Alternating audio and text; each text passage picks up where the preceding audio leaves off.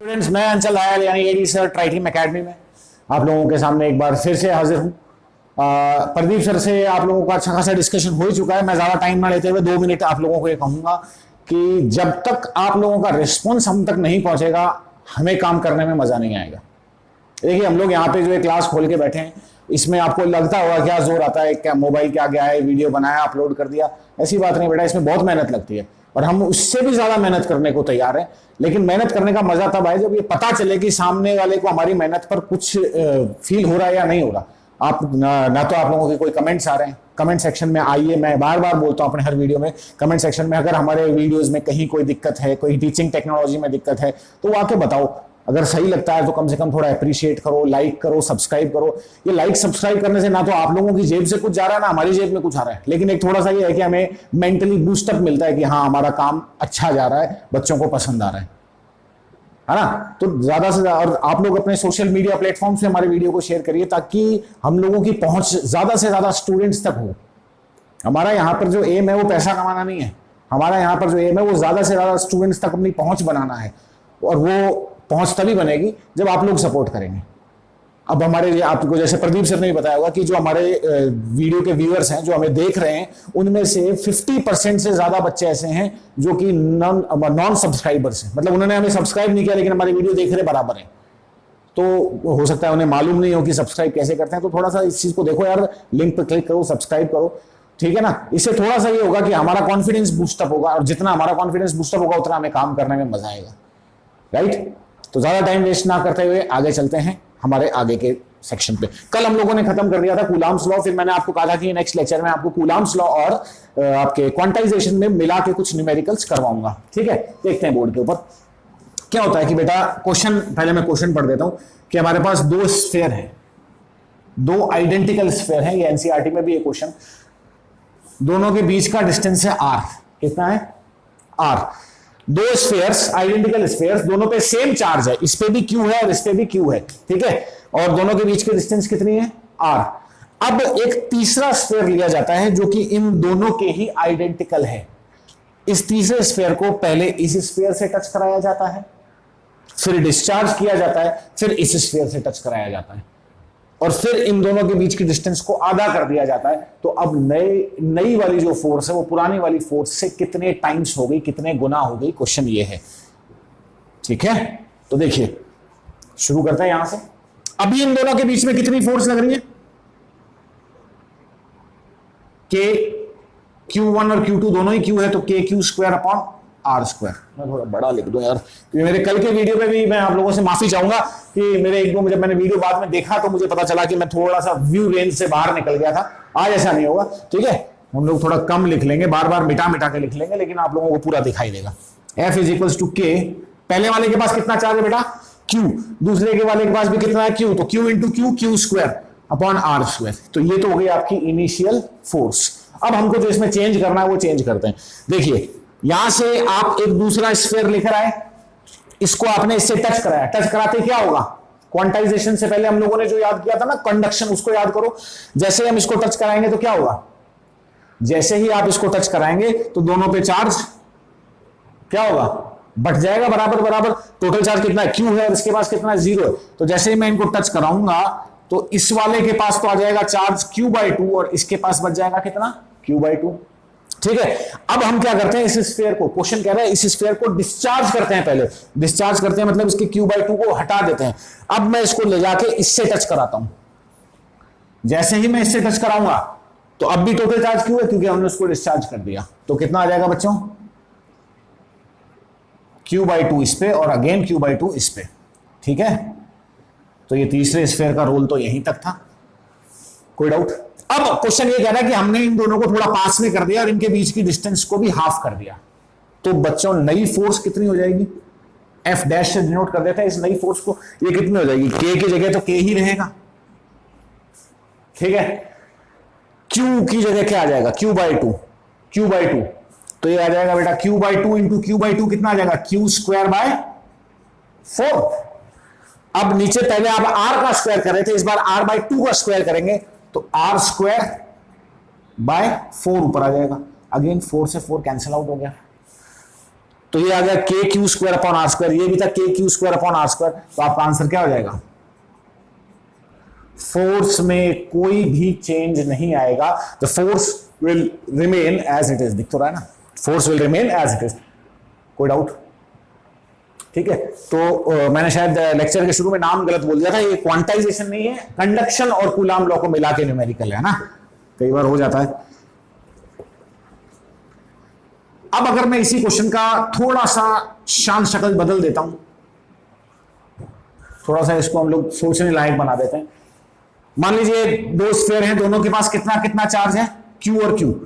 अब मैं एक थर्ड स्फीयर को पहले इससे टच कराता हूं, तो क्या हो जाएगा? शाबाश, ये भी Q/2 हो जाएगा और ये भी Q/2 हो जाएगा, है ना, दोनों के पास आ रहा है। अब इस बार मैं इसको डिस्चार्ज नहीं करूंगा, मैं इसको बिना डिस्चार्ज किए यहां ले जाता हूं और उसके टच में लेके आता हूं, तब क्या होगा? ये Q/2 है, पहले Q/2 क्यों नहीं था? पिछले क्वेश्चन में Q/2 क्यों नहीं था? क्योंकि इसको डिस्चार्ज कर दिया था। इस बार मैं इसको डिस्चार्ज नहीं कर रहा, डायरेक्ट यहां से टच कराया और सीधा यहां लेके गया। ठीक है, तो बेटा अब कितना है total charge? Q plus Q/2। मैं यहां लिख देता हूं, टोटल चार्ज हो जाएगा आपका 3Q/2।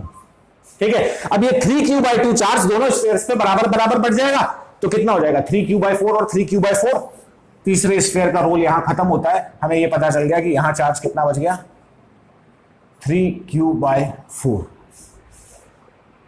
तो जब हमने ऐसा नहीं किया था तब फोर्स कितनी थी? के Q1 Q2 दोनों ही Q थे, तो Q into Q, Q square upon R square. और जब हमने ये कर दिया, मतलब ये चार्जिंग इसको दूसरे स्फीयर से टच करा दिया, तो नई फोर्स कितनी होगी? के, यहां Q/2, यहां Q/4 और यहां 3Q/4, तो कितना आएगा? 3Q स्क्वायर, 3Q स्क्वायर और नीचे 2 4 जा 8। ठीक है, देन आर स्क्वायर। इस बार हमने डिस्टेंस को चेंज नहीं किया, आप चाहें तो चेंज कर सकते हैं। ठीक है, तो मैं यहां पे चेंज नहीं कर रहा, आप चाहें तो इसकी प्रैक्टिस कर सकते हैं, क्योंकि ये आर स्क्वायर ऐसा कैसा रहेगा। तो अब फोर्स कितने टाइम्स होगी? 3/8 और K Q square upon R square, K Q square upon R square पुराने वाली फोर्स को डिनोट कर रहा है, तो यानी कि नई वाली फोर्स यानी एफ डैश पुराने वाली फोर्स यानी एफ के 3/8 गुना हो गई, 3/8 टाइम्स हो गई। तो इस तरह के टाइम्स वाला क्वेश्चन इस पे पक्का आता है। ठीक है, जिसके अंदर आपको कोई ना कोई कंडीशन किया तो डिस्टेंस को आधी कर देगा या चार्ज को डबल कर देगा और फिर उसके बाद में आपसे क्वेश्चन पूछेगा। तो क्लियर है, कोई डाउट यहां तक? चलिए, देन अपन आ जाते हैं कूलाम लॉ की कुछ लिमिटेशंस हैं। मैं उन लिमिटेशंस को पहले आपको समझा देता हूं, ठीक है, ध्यान से समझेंगे। सबसे पहली लिमिटेशन है कूलाम लॉ की कि हमें एक कंफ्यूजन होता है। कंफ्यूजन ये होता है कि सर हम लोग इलेक्ट्रोस्टैटिक्स पढ़ रहे हैं, इलेक्ट्रोस्टैटिक्स में चार्ज स्टेशनरी कंडीशन में, किस कंडीशन में है? स्टेशनरी कंडीशन में है। तो क्या जब चार्ज मूव करेगा उस पर कूलाम लॉ लगाया जा सकता है? क्या जब चार्ज मूव करेगा उस पर कूलाम लॉ एप्लीकेबल होगा? अब कई बुक्स इसके ऊपर कहती हैं कि coulomb law is only applicable two charges in rest, कि कूलाम लॉ केवल और केवल उन्हीं बॉडीज पे लगता है, उन्हीं चार्ज पे लगता है जो कि रेस्ट पे है। ये कौन सी किताबें कहती हैं? जो कि आपके बोर्ड लेवल तक के ऊपर पब्लिश की जाती हैं।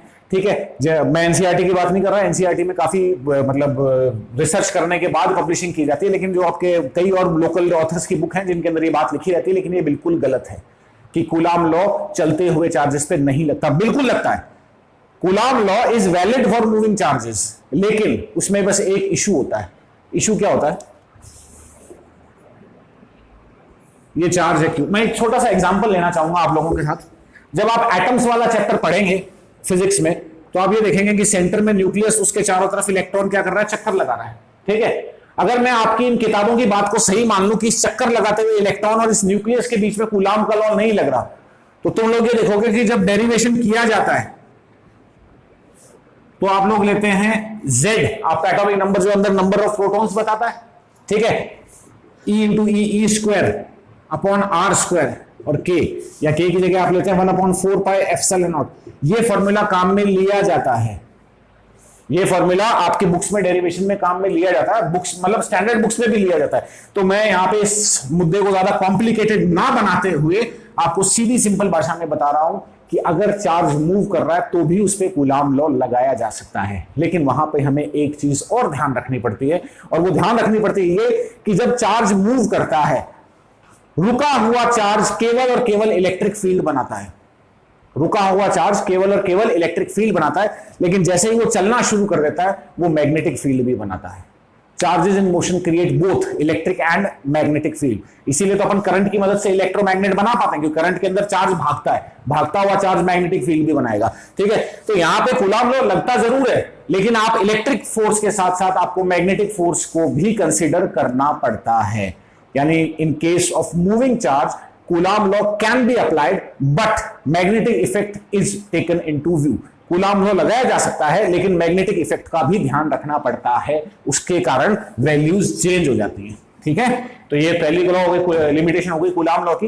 ये कूलाम लॉ से अगर जो एक्यूरेट रिजल्ट मिलता है वो सिर्फ तभी मिलता है जब चार्ज आपका किस कंडीशन में, रेस्ट की कंडीशन, मोशन की कंडीशन में कूलाम लॉ काम कर रहा है, लेकिन उससे रिजल्ट एक्यूरेट नहीं मिलेगा, क्योंकि एक तो दोनों चार्जेस के बीच की डिस्टेंस बार बार चेंज हो रही है और दूसरा मैग्नेटिक फील्ड भी आ गई खेल में। ठीक है, देन दूसरी कूलाम की अगर अपन लिमिटेशंस की बात करें तो कूलाम की एक लिमिटेशन ये होती है कि 10 की पावर माइनस 18 मीटर से 10 की पावर माइनस 15 मीटर की रेंज पर कूलाम लॉ काम करता है। मतलब आप 10 की पावर माइनस 18 से 10 की पावर माइनस 15 मीटर की रेंज तक। ठीक है, ये बिल्कुल सही। पर अब प्रॉब्लम क्या है, मतलब कहने का ये मतलब है कि जब आप दो चार्जेस को पास लेकर आते हैं, जब हम दो चार्जेस को पास लेकर आते हैं, तो अगर हम इस रेंज को बाइफरकेट करते हैं, मतलब इस रेंज से बाहर निकल जाएं, मतलब आप ज्यादा पास ले आए तो क्या हो गए। एक जैसे अपने नेचर के अंदर, फिजिक्स के अंदर अपन जो फोर्सेस देखते हैं, अपने नेचर के अंदर जो फोर्सेस होती हैं उसके अंदर क्या होता है, उसके अंदर ये होता है कि एक फोर्स होती है जिसको अपन बोलते हैं न्यूक्लियर फोर्स। कौन सी फोर्स? न्यूक्लियर फोर्स, जो कि 10 की पावर माइनस 15 मीटर की दूरी पर काम करती है। 10 की पावर माइनस 15 मीटर की दूरी पर अगर दो पार्टिकल्स हैं तो उनके बीच में एक और फोर्स, जिसको हम अपने आगे के सेक्शंस में देखेंगे, न्यूक्लियर फोर्स भी काम करना शुरू कर देती है। तो जब पार्टिकल इससे ज्यादा पास आ जाएंगे, अगर चार्ज पार्टिकल, तो उनके बीच में कूलाम का लॉ नहीं लगाया जा सकता। क्यों नहीं लगाया जा सकता? क्योंकि वहां पे अब न्यूक्लियर फोर्स भी खेल में आ गई। और न्यूक्लियर फोर्स, एक छोटी सी अगर मैं आपको एग्जाम्पल लेकर बताऊं कि आपने ये देखा होगा कि न्यूक्लियस के अंदर क्या होता है। न्यूक्लियस के अंदर प्रोटॉन होते हैं, न्यूट्रॉन होते हैं। एक न्यूक्लियस के अंदर अगर एक से ज्यादा प्रोटॉन हो, जैसे अपन सिंपल एग्जांपल ले लेते हैं हाइड्रोजन के एटम का, हाइड्रोजन के न्यूक्लियस के अंदर 2 प्रोटॉन्स होते हैं। अब एक बात अगर मैं आपसे पूछूं कि जो 2 प्रोटॉन्स हैं वो क्या करते हैं? 2 प्रोटॉन्स एक दूसरे को रिपेल करते हैं, फिर भी न्यूक्लियस के अंदर क्या है? फिर भी न्यूक्लियस के अंदर वो बंधे हुए हैं। मतलब कूलाम के लॉ से भी ताकतवर, कहीं ज्यादा, कूलाम की फोर्स से भी ज्यादा ताकतवर है आपकी न्यूक्लियर फोर्स, जो कि इन पार्टिकल्स को बांध सकती है। तो जब आप 10 की पावर माइनस 15 मीटर से पास ले आते हो चार्ज पार्टिकल्स को, तो आपका कूलाम लॉ काम नहीं करता, क्योंकि वहां पे न्यूक्लियर फोर्स उसको दबा देती है। ठीक है, और मैक्सिमम इतनी डिस्टेंस तक ये रेंज है, इस डिस्टेंस के बीच में ही कूलाम लॉ काम करता है। क्लियर?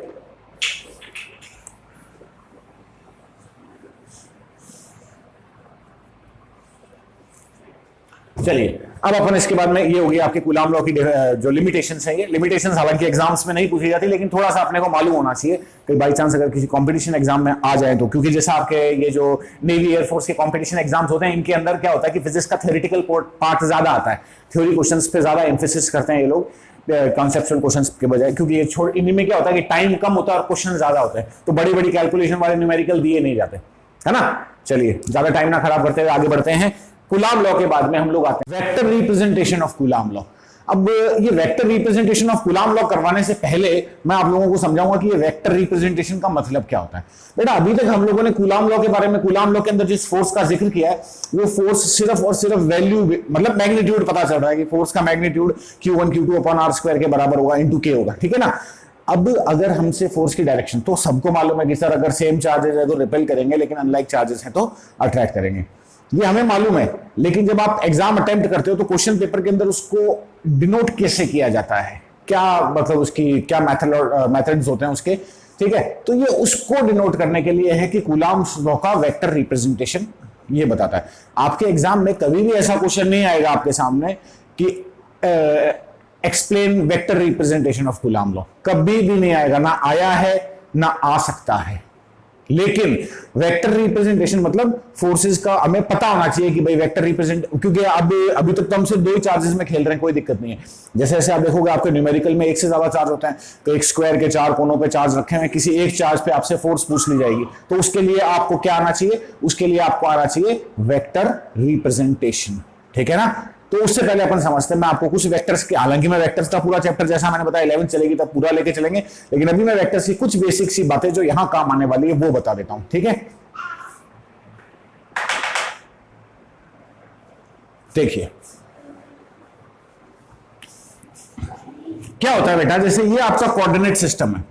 कोऑर्डिनेट सिस्टम का मतलब क्या होता है? कोऑर्डिनेट सिस्टम का मतलब ये होता है कि जब भी आप किसी भी पॉइंट की पोजीशन बताना चाहें, जैसे मैं एक छोटा सा एग्जांपल लूं, मैं आपसे अगर ये पूछूं कि कोई भी फलाना होटल है वो कहां है, तो वो आप कैसे बताएंगे?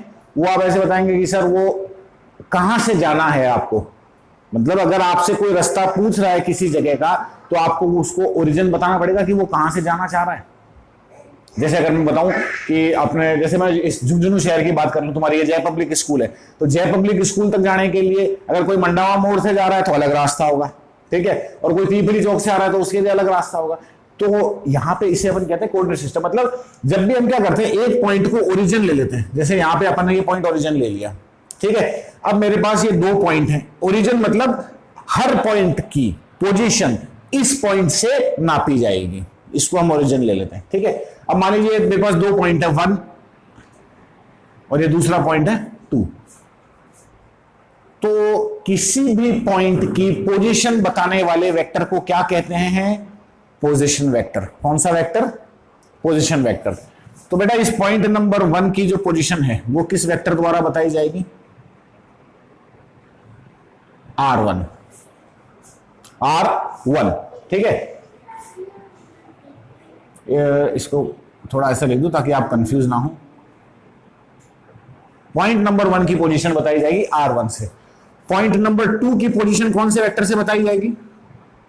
R2 से, ठीक है। ये बात समझ में आई? मेरे पास 2 पॉइंट्स हैं, कौन कौन से? एक है बेटा पॉइंट 1 और एक है पॉइंट 2। पॉइंट 1 का पोजीशन वेक्टर क्या है? R1। पॉइंट 2 का पोजीशन वेक्टर क्या है? R2। पोजीशन वेक्टर कुछ भी नहीं है, पोजीशन वेक्टर सिर्फ इस ओरिजिन, पॉइंट ऑफ ओरिजिन, मतलब जो हमने ओरिजिन पॉइंट लिया कि भाई यहीं से हम लोग हर चीज की पोजीशन का पता लगाएंगे, तो इस पोजीशन मतलब इस पॉइंट से इसकी जो मतलब पोजीशन है, डिस्प्लेसमेंट है या सॉरी जो डिस्टेंस है वो है एक तरह से R1, ठीक है। और ये है आपकी R2, इस पॉइंट की यहां से जो दूरी है ओरिजिन से, ठीक है। जैसे अपने झुंझुनू शहर में हमने मंडावा मोड़ को ओरिजिन मान लिया कि मंडावा मोड़ से ही हम सारी स्कूलों का या सारी जो भी पॉइंट्स हमें पता करना है उनकी पोजीशन बताएंगे। तो आपके दोनों पॉइंट्स हो गए, एक तो जय पब्लिक स्कूल हो गई और एक और कोई फलानी स्कूल ले लो, जैसे अपन ने ये ले लिया अपने जीबी मोदी ले लो, SS मोदी ले लो, ठीक है। तो इनकी मंडावा मोड़ से जो डिस्टेंस हो गई स्ट्रेट लाइन के अलॉन्ग, वो क्या हो गए? पोजीशन वेक्टर्स हो गए, ठीक है। तो पॉइंट 1 और पॉइंट 2 के ये पोजीशन वेक्टर हो गए। ये बात समझ में आई? अब पॉइंट 1 और पॉइंट 2 के बीच की जो डिस्टेंस है वो कैसे? स्ट्रेट लाइन डिस्टेंस, मतलब आपके जय पब्लिक और SS मोदी के बीच में स्ट्रेट लाइन की जो डिस्टेंस है वो कैसे बताई जाएगी? R12, ठीक है। तो ये R12 क्या बताएगा?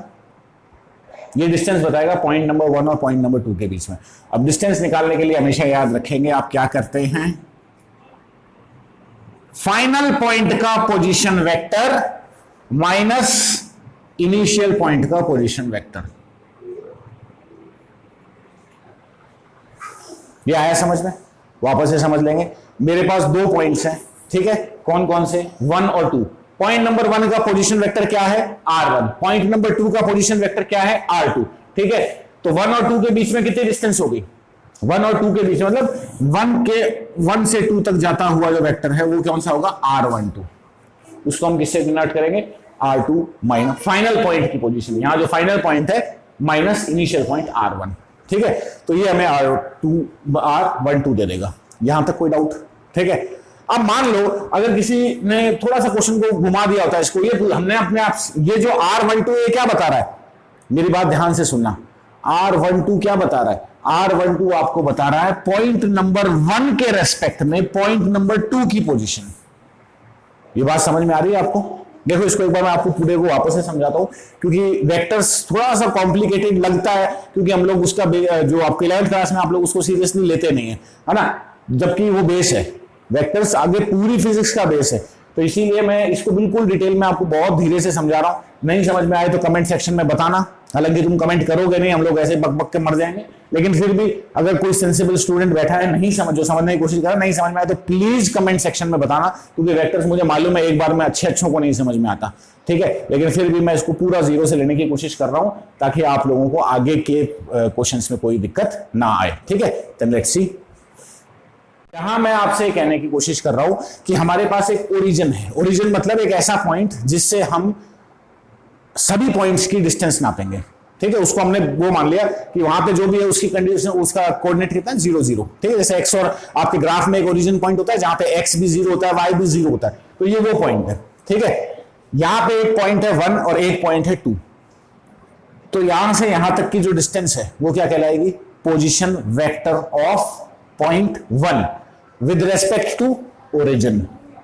Position vector of point 1 with respect to origin किससे डिनोट किया जाएगा? R1 से, ठीक है। इसी तरह से बेटा R2 क्या होगा? Position vector of point 2 with respect to origin, ठीक है। तो ये R1 और R2 हो गए, मतलब ये इन दोनों पॉइंट्स की पोजीशन है ओरिजिन के रेस्पेक्ट में, ओरिजिन पे खड़े हुए, मतलब ओरिजिन से कितनी डिस्टेंस पे है, ठीक है। अब अगर मैं आपसे ये पूछूं कि पॉइंट नंबर 2 की पोजीशन इस बार ओरिजिन के रेस्पेक्ट में नहीं, पॉइंट नंबर 1 के रेस्पेक्ट में कितनी होगी? इसको यूं समझ लेना कि मंडावा मोड़ तो ओरिजिन है, जय पब्लिक स्कूल पॉइंट 1 है, SS मोदी स्कूल पॉइंट 2 है ना। तो क्या हुआ, पहले मैंने आपको जो बताया ये R1 तो क्या बता रहा है? ये R1 तो आपको बता रहा है कि मंडावा मोड़ से जय पब्लिक की सीधी सीधी दूरी कितनी है। R2 आपको बता रहा है कि SS मोदी की मंडावा मोड़ से सीधी सीधी दूरी कितनी है, ठीक है। अब मैं आपसे पूछ रहा हूं कि जय पब्लिक से SS मोदी की जय पब्लिक से सीधी सीधी दूरी कितनी है, तो आप उसको किससे डिनोट करेंगे बच्चों? R12 से। और R12 निकालने का अगर आपको दोनों पॉइंट्स के पोजीशन वेक्टर मालूम है तो बड़ा सिंपल तरीका है, फाइनल पॉइंट का position vector minus initial point का पोजीशन वेक्टर। कोई डाउट यहां तक समझ में आया? ठीक है। अब अगर मैं यहां पे R12 की जगह बोलता R21 तो ये क्या होता? तो ये क्या हो जाता? ये हो जाता पॉइंट नंबर 1 की पोजीशन किसके रेस्पेक्ट में? पॉइंट नंबर 2 के। मतलब मैंने पहले तो आपसे पूछा था SS मोदी की पोजीशन जय पब्लिक के रेस्पेक्ट में, और अब मैं पूछ रहा हूं जय पब्लिक की पोजीशन SS मोदी के रेस्पेक्ट में।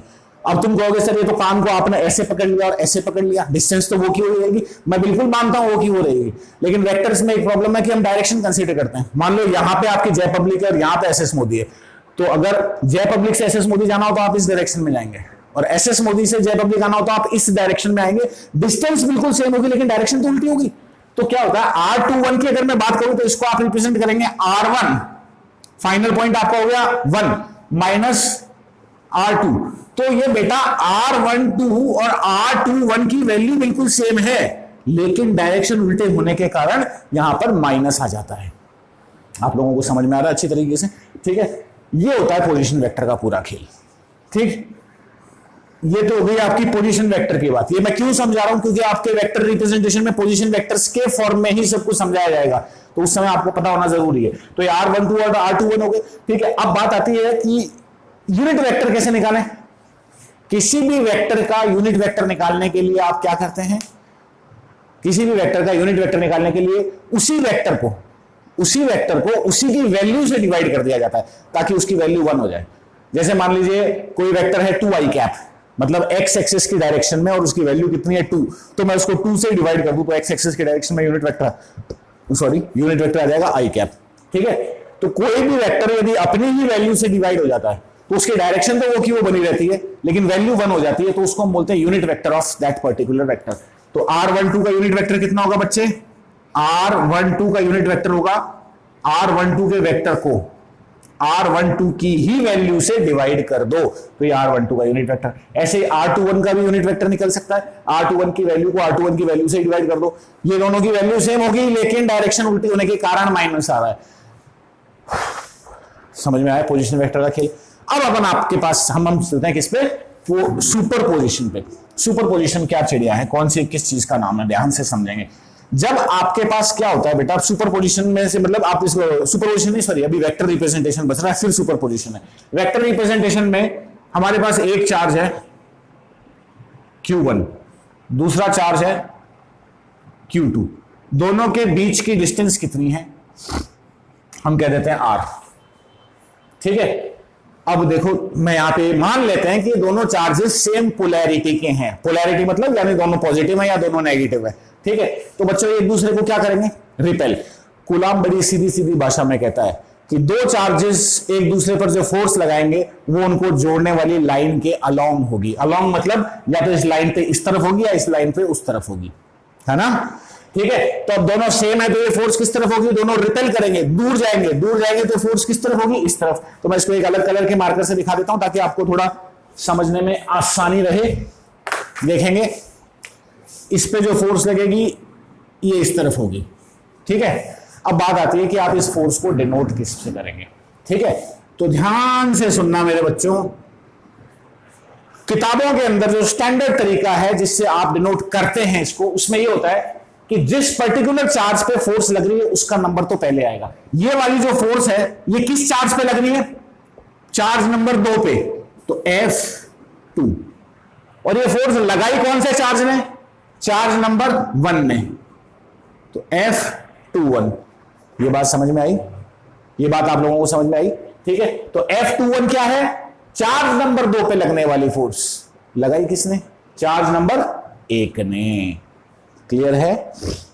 ऐसे ही बच्चे 1 नंबर पे फोर्स जो लग रही है, मतलब ये 1 नंबर चार्ज में इसको धकेल रहा है दूर, इसको धकेल रहा है तो फोर्स उस तरफ लग रही है। ठीक है, दिख तो रहा ना यार, इसमें मेरे को तुम्हारे दिखने वाला बहुत टेंशन रहता है। अब इस पे अगर जो फोर्स लग रही है वो किस डायरेक्शन में लगेगी? हाँ, इस डायरेक्शन में। अब बच्चे ये फोर्स कितनी होगी? ये फोर्स कितनी होगी? मतलब इसको डिनोट कैसे करोगे आप? इस फोर्स को आप डिनोट करोगे किस पे लग रही है? ये चार्ज नंबर 1 पे, तो पहले आ गया 1, लगाई किसने? चार्ज नंबर 2 ने, तो बाद में आ गया 2। तो ये F21 और F12 ये सेम वही फिरका है जो R21 और R12 है। मतलब ये दोनों फोर्सेस की वैल्यू बराबर है, केवल डायरेक्शन उल्टी है। दोनों फोर्सेस की वैल्यू, जितनी फोर्स Q1 ने Q2 पे लगाई उतनी ही फोर्स Q2 ने Q1 पे लगाई। Law of action and reaction, Newton का थर्ड लॉ ऑफ मोशन क्या कहता है कि अगर आप किसी पे फोर्स लगाओगे तो उतनी की उतनी फोर्स आप पे लगेगी। ये यूनिवर्सल लॉ है, हर चीज पे लागू होता है, कूलाम में भी लगता है। Q1 ने Q2 पे फोर्स लगाई, Q2 ने वापस उस पे फोर्स लगाई, दोनों एक दूसरे को रिपेल कर रहे हैं, एक अकेला कभी फोर्स नहीं लगा सकता। ठीक है, तो ये बच्चे जो दोनों फोर्स होंगी F12 और F21, अगर मैं वेक्टर फॉर्म में लिखूं तो आपके पास सिर्फ एक माइनस का साइन आएगा और कुछ नहीं। ठीक है, और बाकी ये बिल्कुल सेम होंगे। मुझे ऐसी फीलिंग आ रही है कि ये दिख नहीं रहा, क्योंकि यार ये मार्कर का कलर चेंज होने के बाद थोड़ी सी प्रॉब्लम आ जाती है। आई एम श्योर ये दिख रहा है, नहीं दिख रहा? चलो मैं इसको थोड़ा सा डार्क कर देता हूं ताकि आप लोगों को अच्छी तरह से दिखाई दे। ये फोर्स तो कौन सी थी? F21, और ये वाली फोर्स कौन सी थी?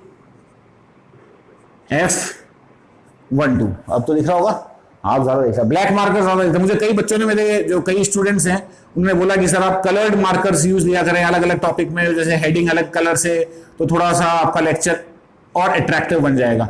लेकिन प्रॉब्लम ये है कि अभी लॉकडाउन हुआ है तब से गरीबी चल रही है। गरीबी चल रही है मतलब ना कोई कोचिंग चल रही है, ना कोई स्कूल चल रही है, तो बस अपने पास ये नॉर्मल सा एक छोटा सा मोबाइल है, इससे वीडियो बनाते हैं। तो इसमें अगर अपन अलग कलर का मार्कर काम में लेते हैं तो वो साफ साफ दिखाई देता है, ब्लैक कलर वाला थोड़ा सा दिख जाता है ना। चलो मेरे हिसाब से इसमें कोई दिक्कत नहीं होगी। ठीक है, जब भी किसी चार्ज पे फोर्स को डिनोट किया जाता है तो जिस पे फोर्स लग रही है उसका नंबर पहले लिखना है और जिसने लगाई उसका नंबर बाद में लिखना है। F21 और F12 ये दोनों एक दूसरे से ऑपोजिट है। ठीक है, अब बात आती है कि इनकी वैल्यू कैसे लिखेंगे। जैसे मैं F12 की बात करता हूं तो के या आप कहते हैं 1/4 पाई एप्सिलॉन नॉट, तो ऐसा कैसा रहेगा? ठीक है, पहला चार्ज कौन सा है? Q1 Q2 अपॉन इनके बीच की डिस्टेंस कितनी है? R²। ठीक है, अब बेटा मेरी बात बड़े ध्यान से सुनना, बड़े ही ध्यान से सुनना। ये F12 जो फोर्स है ना, ये किस डायरेक्शन में लग रही है? ये है F12, ये किस डायरेक्शन में लग रही है? इस डायरेक्शन में, इस डायरेक्शन में। इस डायरेक्शन में मतलब मैं कौन से पॉइंट से कौन से पॉइंट की तरफ जा रहा हूं, मैं पॉइंट नंबर 2 से पॉइंट नंबर 1 की तरफ आ रहा हूं। तो मैंने जब आपको अभी शुरू में पोजीशन वेक्टर का फंडा समझाया था, जब आप पॉइंट नंबर 2 से पॉइंट नंबर 1 की तरफ जाते हो तो उसको कौन से वेक्टर से डिनोट, उसको किस नंबर से, किस आर से डिनोट करते हैं, R12 R21 दो चीज बताई थी ना। तो यहां पे क्या आ जाएगा, आप लोग शुरू कहां से हो रहे हैं, पॉइंट नंबर 2 से, खत्म कहां हो रहा है, पॉइंट नंबर, आपके F12 की डायरेक्शन को ध्यान से देखो, ये इस तरफ है, इस तरफ मतलब 2 से 1 की डायरेक्शन पे है। तो 2 से 1 तो R21, ठीक है, कि यूनिट वेक्टर से इसको मल्टी, ये ऊपर टोपी लगा दी ना मैं पहले, तो अगर मैं ऊपर तीर का निशान लगाता हूं तो पूरा वेक्टर है, लेकिन ऊपर मैं ऐसा यार कैप लगा देता हूं, जो तुम बर्थडे पे पहनते ना, हैप्पी बर्थडे टू यू, वो वाली जो कैप अगर मैं लगा देता हूं तो ये कैप यूनिट वेक्टर को डिनोट करती है R21 के।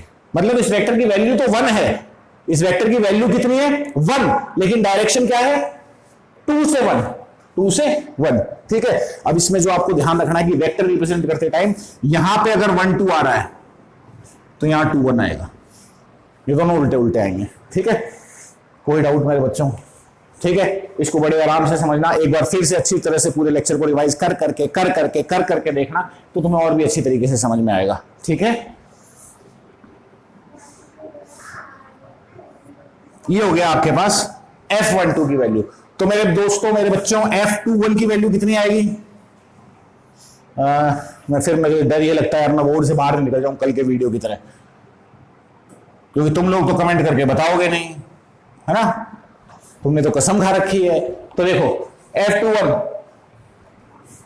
1/4 पाई एप्सिलॉन नॉट, ठीक है। F21 ये नहीं, तो इसमें k की जगह तो 1/4 पाई एप्सिलॉन आ गया, Q1 Q2 अपनी जगह वैसे के वैसे रहेंगे, नीचे R² वैसा का वैसा आ जाएगा, ठीक है। अब बात आती है डायरेक्शन की, तो बेटा F21 की डायरेक्शन किस तरफ है? इस तरफ है। ये डायरेक्शन मतलब ये 1 से शुरू हो रही है और 2 की तरफ जा रही है, 1 से शुरू हो रही है तो R1, 2 की तरफ जा रही है तो 2 R12, और यूनिट वेक्टर, ताकि फोर्स की वैल्यू में कोई चेंज ना आए, केवल हमें डायरेक्शन मिल जाए, ठीक है। बड़ी इंपॉर्टेंट बात कि यहां पे Q1 Q2 का सिर्फ मैग्नीट्यूड लेना होता है, ठीक है, ठीक है। कोई डाउट यहां तक? Am I clear enough? इसको और एक बार पूरी तरह से पूरी हुए। और मैं दूसरी आपको बता दूं कि जो वेक्टर रिप्रेजेंटेशन है, इसमें इतना ज्यादा इसको टेंस मत लेना कि मुझे रटना पड़ेगा किसको, एक बार समझ लो, प्यार से समझ में आ जाएगा, ठीक है। ये इस पे डायरेक्ट क्वेश्चन नहीं आएगा, ये आपके क्वेश्चंस में काम आएगा, ठीक है। तो इसे बस समझना है अपने को, इस पे ज्यादा मतलब इसका बहुत लोड मत लेना। कोई डाउट यहां तक? चलिए, तो अब मैं इसको थोड़ा सा और आगे की तरफ बढ़ाता हूं। इसके बाद में आ जाता है हमारे पास सुपर पोजिशन प्रिंसिपल, ठीक है। अभी सुपर पोजिशन क्या है? सुपर पोजिशन कुछ नहीं, बड़ी सिंपल सी चीज है। सुपर पोजिशन ये कहते हैं कि अगर हमारे पास सिस्टम में 2 से ज्यादा चार्जेस हैं, जैसे पहला चार्ज Q1, दूसरा चार्ज Q2, तीसरा चार्ज Q3, तो क्या होता है? मान लीजिए मैं आपसे पूछता हूं कि बच्चों Q1 पे कितनी फोर्स लग रही है, Q1 पे कितनी फोर्स लग रही है, तो उससे पहले मेरा सवाल क्या होगा कि Q1 पे फोर्स लगा कितने चार्जेस रहे हैं। अभी तक आपने देखा था कि हम लोग सिर्फ 2 चार्जेस में डील कर रहे थे, Q1 Q2 में, है ना। तो आप कहते हैं सर Q2 ने Q1 पे फोर्स लगाई, अब ये तीसरा भी गेम में आ गया। तो बेटा तीसरे चार्ज के गेम में आने से Q2 ने Q1 पे जो फोर्स लगाई, मेरे वर्ड्स पे ध्यान देना, तीसरे चार्ज के गेम में आने से Q2 ने Q1 पे जो फोर्स लगाई उस पर कोई फर्क नहीं पड़ेगा। वो पहले जितनी फोर्स लगा रहा था, जब ये दोनों तनहा थे, तब Q2 Q1 पे जितनी फोर्स लगा रहा था, Q3 के आने के बाद भी Q2 Q1 पे उतनी ही फोर्स लगाएगा, Q3 अपनी फोर्स अलग से लगाएगा, और उसके बाद हम लोग इसका क्या कर लेंगे? वेक्टर एडिशन कर लेंगे। ध्यान से देखना, अगर मैं आपसे पूछूं कि चार्ज Q1 पे कितनी फोर्स लगनी है, तो आप बताएंगे Q1 पे पहले मैंने देखा Q2 ने कितनी फोर्स लगाई, Q2 ने कितनी फोर्स लगाई, कैसे, मतलब कितनी वैल्यू तो तुम नहीं बता सकते क्योंकि चार्जेस की वैल्यू नहीं, डिस्टेंस की वैल्यू नहीं, लेकिन उसको डिनोट किससे करोगे? फोर्स किस पे लग रही है बेटा? 1 नंबर चार्ज पे, तो F1, थोड़ा छोटा ज्यादा नहीं है, 1 नंबर चार्ज पे तो F1 लगाई किसने है? 2 नंबर चार्ज ने, तो F2, तो ये F12 हो गया, ठीक है। अब 3 नंबर में 1 नंबर पे लगाई, तो इनको जोड़ने वाली लाइन कौन सी है बेटा? ये वाली, ठीक है। ये सारे सेम पोलैरिटी के चार्जेस हैं। अगर ऑपोजिट पोलैरिटी के होते तो एक अंदर हो जाती है एक बाहर हो जाती, कोई बड़ा इशू नहीं था। मैं उस पर क्वेश्चन कराऊंगा तो और क्लियर समझ में आएगा। Q3 ने Q1 पे इस डायरेक्शन पे फोर्स लगाई, किससे डिनोट करोगे इसको? किस पे लगी? 1 पे लगाई, किसने? 3 ने। ठीक है, तो ये आ गया आपके पास F12 और F13।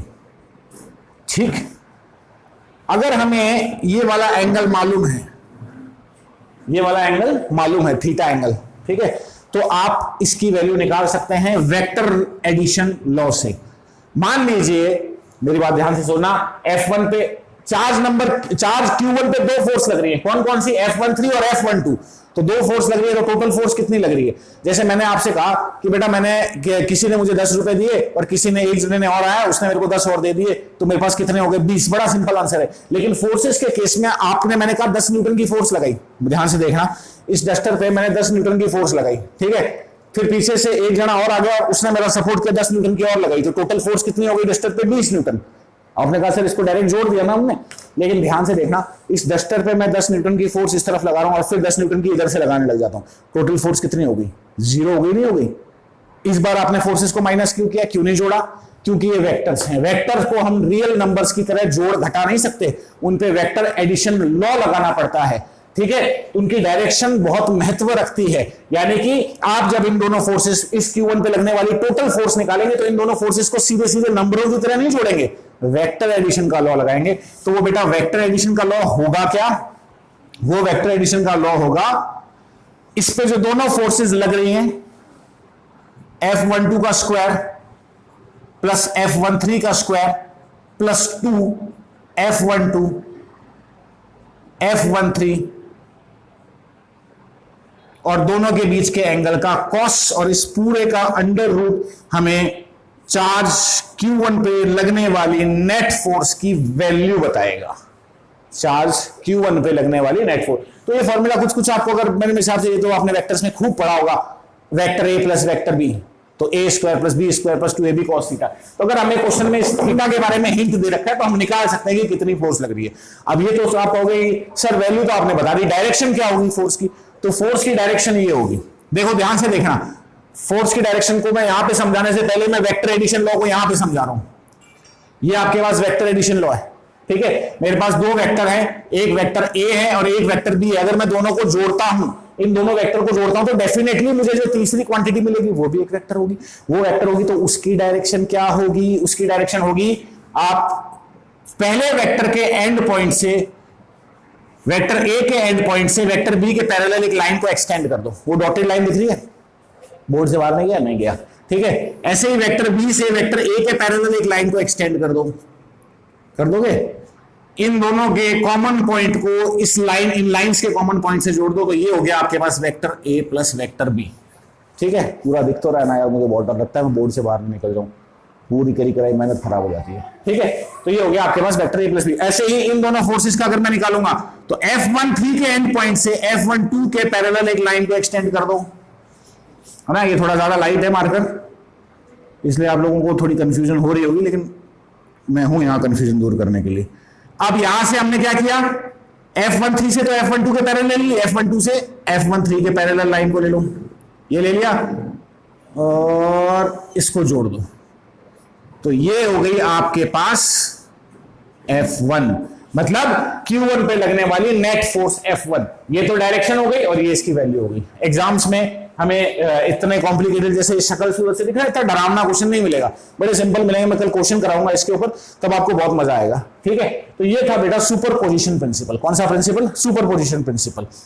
कोई डाउट है यहां तक? चलिए,